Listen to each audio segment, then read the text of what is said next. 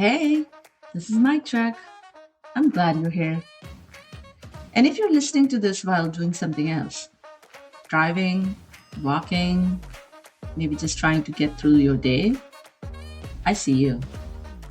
This one's for you. So let's start somewhere unexpected. There's a potter in Japan.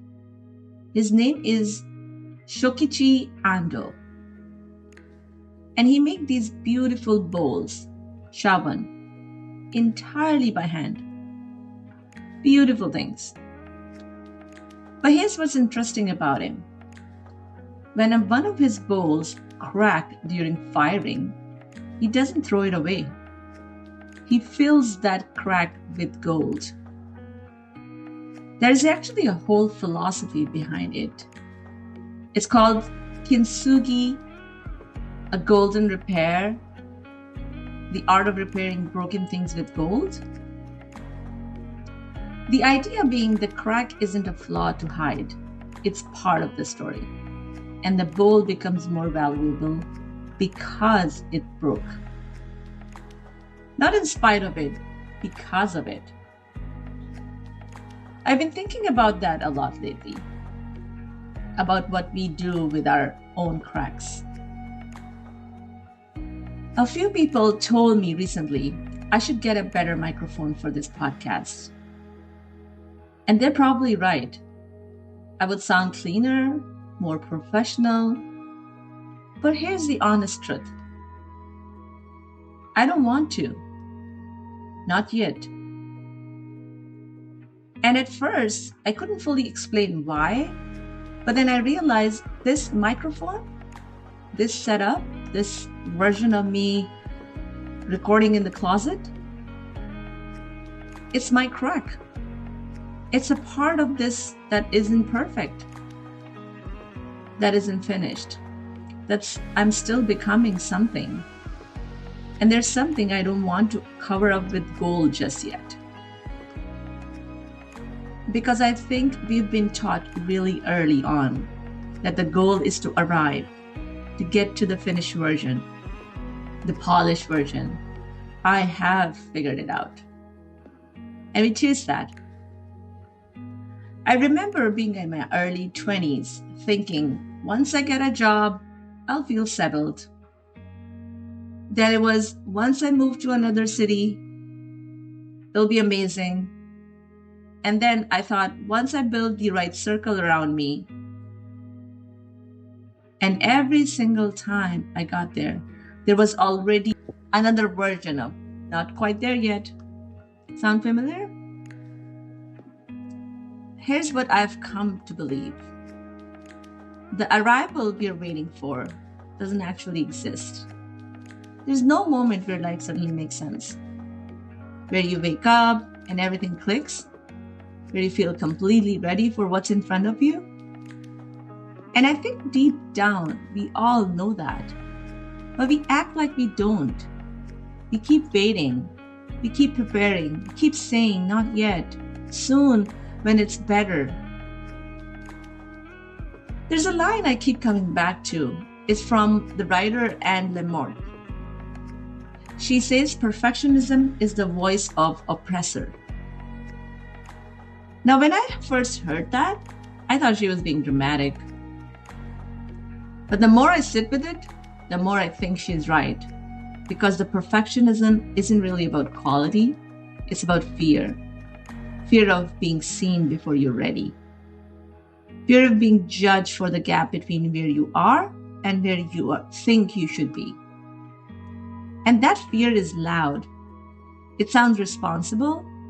It sounds like discipline. It sounds like I just have high standards. But underneath it, it's just fear wearing a very convincing costume. And I've worn that costume for a long time. There was a project I sat on for almost 2 years, something I genuinely cared about. Remember? Karu events we talked about in last episode. And every time I got close to putting it out into the world, I'd find something else to fix, something else to refine.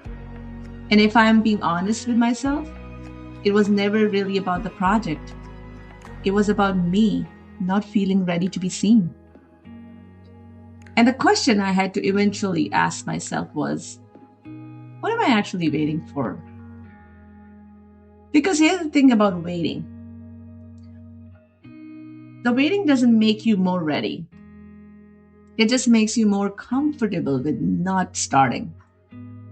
There's this concept in psychology called the readiness trap. The idea that we delay action until we feel a certain level of confidence. And then we wait so long that the window closes. And we rationalize it as patience, as wisdom, as being thoughtful. But really, we're just scared. And I think there's a gentler way to say that, not as a criticism, but as something to hold with compassion. Most of us were never really taught how to be okay. But with being in the middle of something, we were taught beginning and ending. The launch, the graduation, the finish line. But no one really prepares us for the long, uncertain middle, where you are working on something but it's not done yet, where you're growing but you can't see it yet, where you're showing up every day but the results haven't arrived.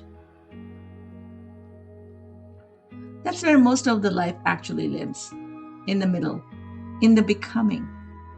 And I think that's why the wabi-sabi idea resonates with so many people. If you haven't heard of it, wabi-sabi is basically a Japanese philosophy. Roughly translated, it means finding beauty in imperfection, in things that are incomplete, worn, or weathered. A cracked tea bowl, a faded wooden door, a garden that's slightly wild. But here's what I find most interesting about it. It's not about settling. It's not about saying, this is fine, I don't need to grow. It's about being present with what is, while still moving towards what could be. Those two things can exist at the same time. You can be a work in progress and be enough, right? And right now, in this version of yourself, I want to sit with that for a second. Because I think a lot of us, including myself here, we have quietly accepted this idea that we are not quite enough yet, not experienced enough, not confident enough, not healed enough, not ready enough. So we shrink, we wait, we hold the best version of ourselves just slightly out of reach, like a reward we haven't quite earned yet. But what if you've already earned it? What if the version of you that exists right now, uncertain, is still figuring it out, and a little rough around the edges? What if that version is already worthy of showing up fully? I think about people I deeply respect. And it's never their polish that I'm drawn to. It's their honesty. The willingness to say, I don't have all the answers. I've made mistakes. Here's what I'm still learning. That's what creates real connection, not perfection. I was at an event a while back, a big, well-produced event. Everything ran on time. Everything looked exactly right. And I was really impressed, genuinely. But at the end of the night, I could not tell you a single thing that really landed. Not one moment that stuck. And then I was at another event which was much smaller, way less polished. Someone got up and just talked, honestly, about something they'd been struggling with, something real, and the room shifted. People leaned in. I remember exactly what was said.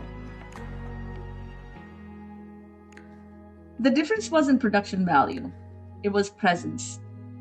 It was the willingness to be human in front of other people. And I think that's what we're really actually hungry for.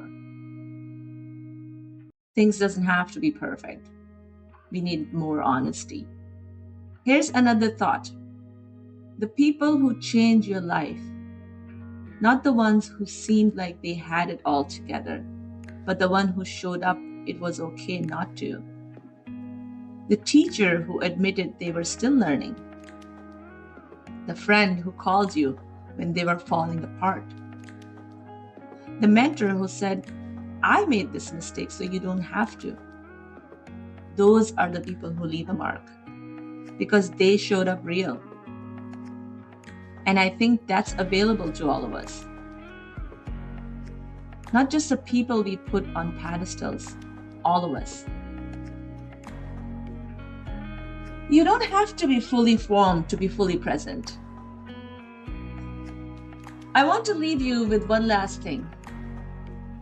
There's another Japanese art form called kintsukuroi, which ties back to kintsugi I mentioned at the start.